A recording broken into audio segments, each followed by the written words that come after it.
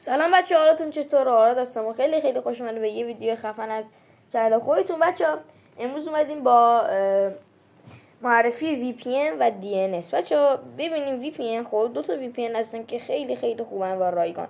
شاید بعضیاتون باشه مثلا یوتیوبشون بالا نیاد یا اگه مثلا بالا میاره دارن ویدیو میبینن خیلی کند باشه.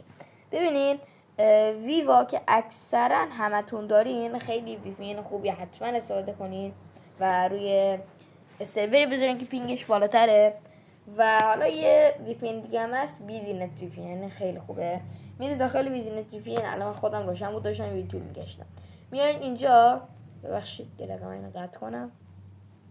خب میاین اینجا این سرور انتخاب میکنید برای یوتیوب، عالیه.